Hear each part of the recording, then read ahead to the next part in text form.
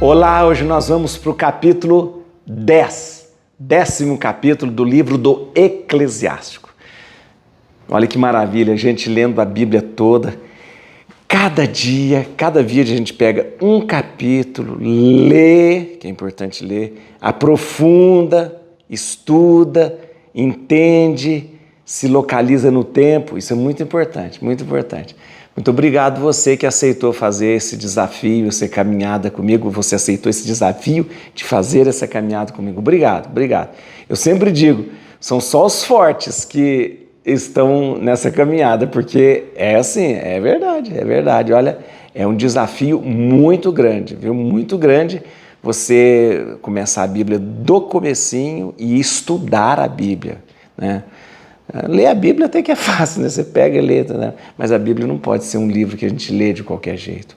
É a palavra de Deus inspirada, né? Então, vamos fazer o seguinte, eu quero agradecer muito você e quero que você dê um like no vídeo agora. Isso, tá aqui, ó, aquele joinha assim, clica nele. Outra coisa, se inscreva no canal, você já se inscreveu, obrigado. E continuo pedindo a você, chame mais 2 pessoas para se inscrever. Quem você conhecer, tá bom? Explica sobre essa aventura que nós estamos fazendo, né, com a palavra de Deus e fala, ó, vai lá, se inscreva no canal, tá bom? Ó, Bíblia na mão, Espírito Santo no coração. Vamos lá.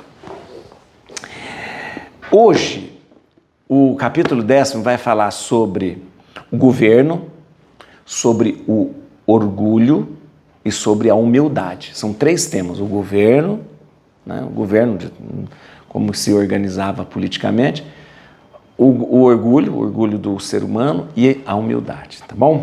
Então vamos lá. Vamos lá. Capítulo 10. Um governador sábio julga o seu povo. O governo de um homem sensato será estável. Tal o juiz do povo, tais os seus ministros. Tal o governador da cidade, tais os seus habitantes. Um rei privado de juízo perde o seu povo. As cidades povoam-se pelo bom senso dos que governam. O domínio sobre um país está nas mãos de Deus. Ele lhe suscitará no tempo oportuno um governador útil.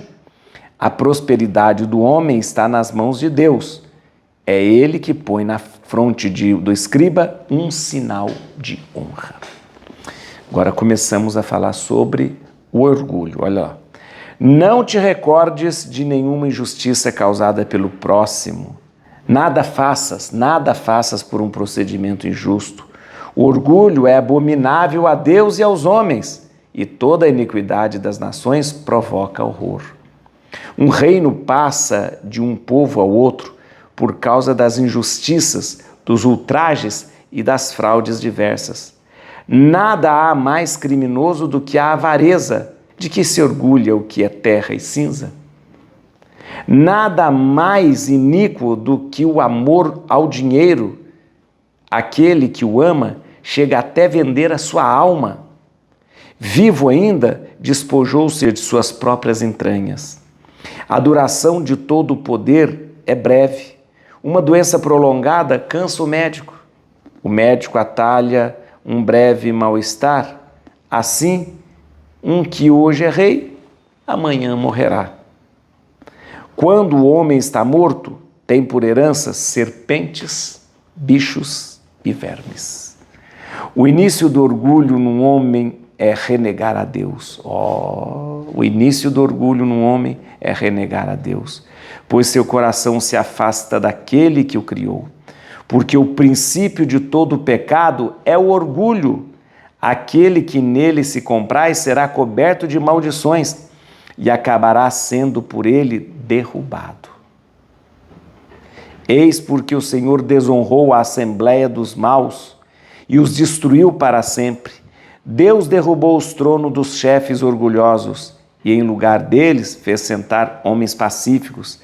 Deus fez secar as raízes das nações arrogantes e implantou os humildes entre as mesmas nações. O Senhor destruiu as terras das nações e as arruinou até os alicerces. Destruiu muitas delas e exterminou-as. Apagou a sua lembrança de sobre a terra. Deus apaga a memória dos orgulhosos enquanto faz perdurar a dos humildes de coração. O orgulho não foi criado para os homens, nem a cólera para o sexo feminino.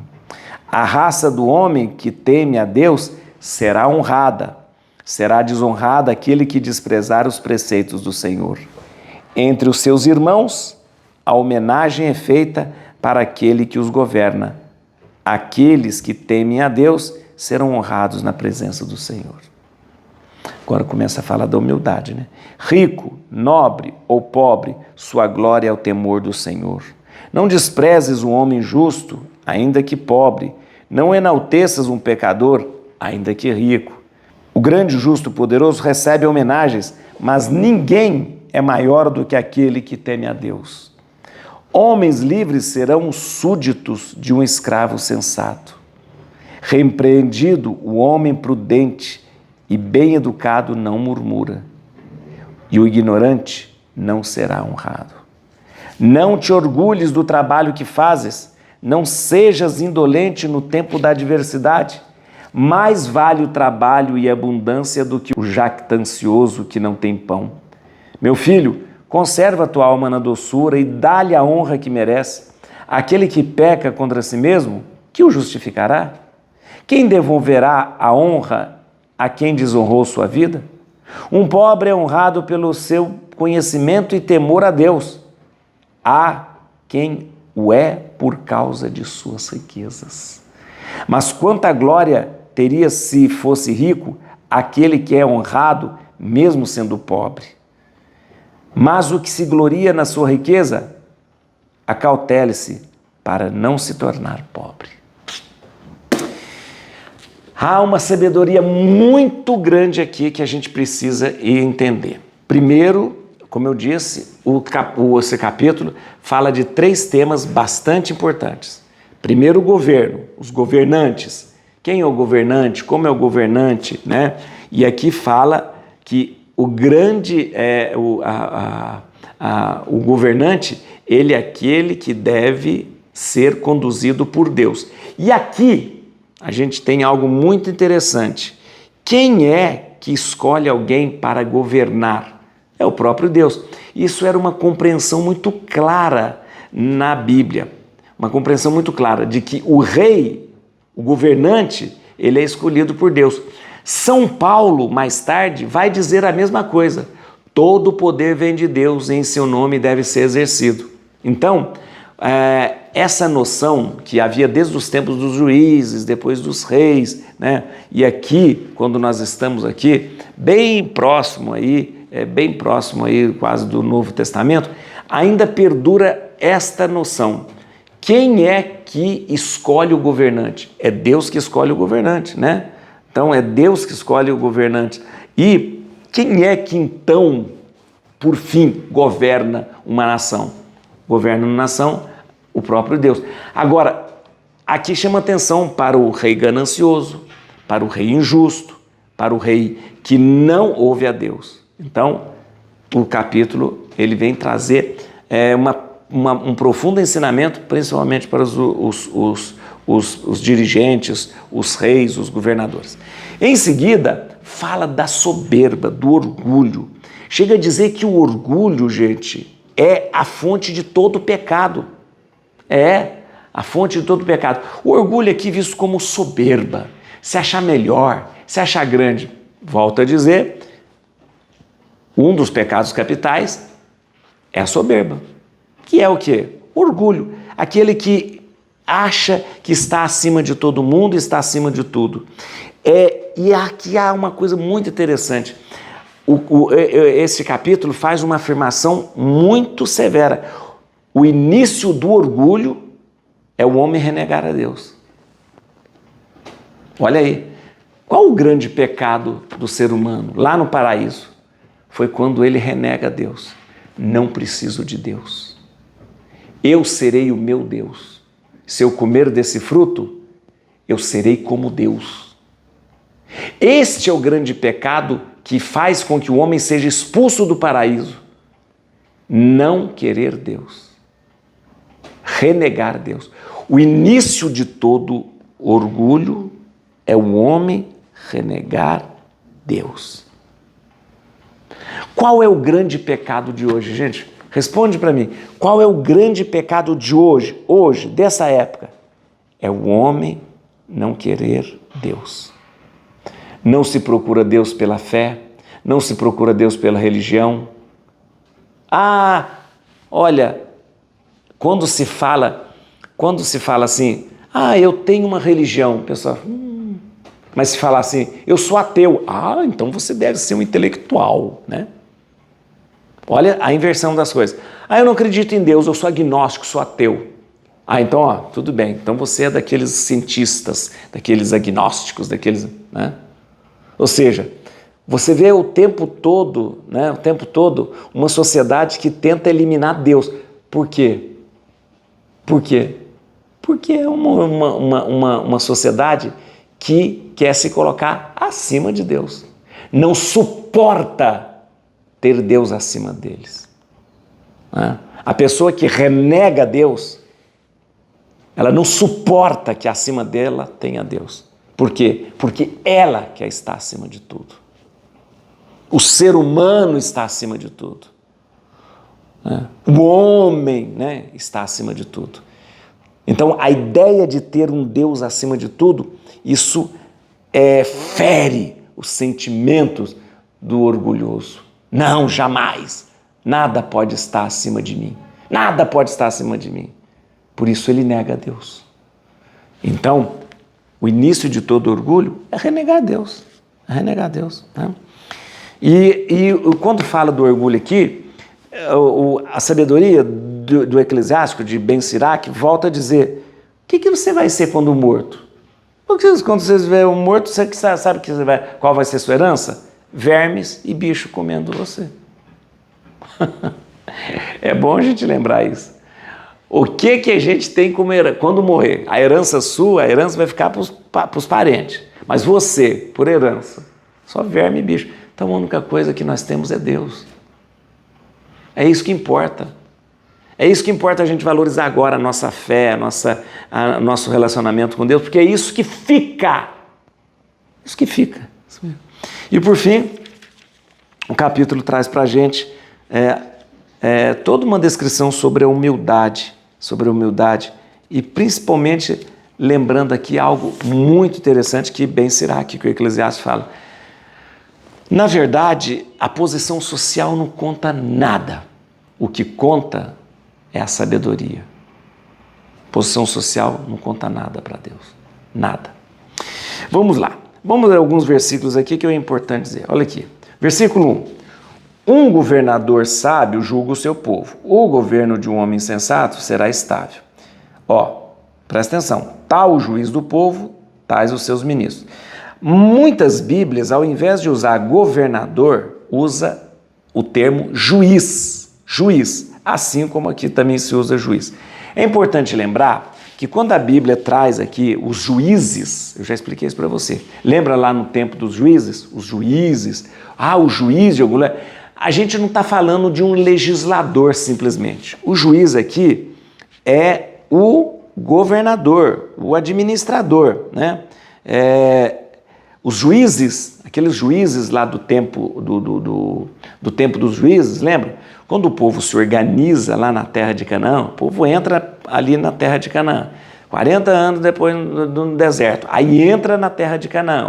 Como que nós vamos nos organizar? Quem será o governador? Vamos constituir juízes. Então os juízes não eram só julgadores, eles eram administradores. E assim também, nesta época, a gente tem aqui uma figura semelhante, uma figura semelhante no Egito, né? E também uma figura semelhante ali no norte da África, ali, chamado sufetas. Os sufetas, que na verdade são administradores com a prerrogativa de julgar também.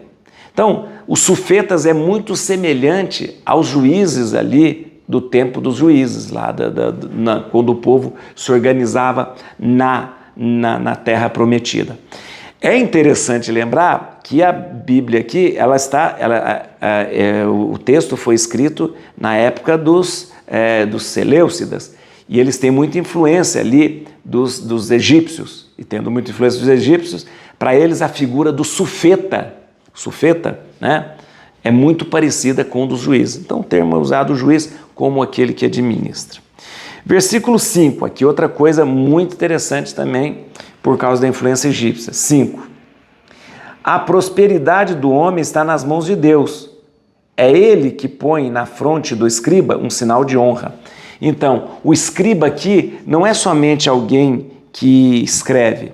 O escriba aqui, ele é um alto funcionário. Na corte egípcia, na corte do faraó, o escriba, ele era um alto funcionário do faraó, né? Um alto funcionário do faraó. E ele tinha quase a função de um legislador, de um juiz, aí sim, de um juiz.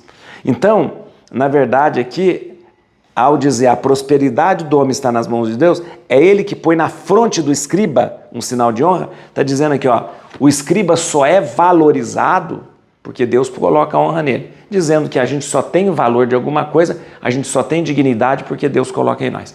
Mas aqui o escriba, nesse sentido, é por causa da influência egípcia, que era um grande funcionário, um alto funcionário do faraó, tá bom?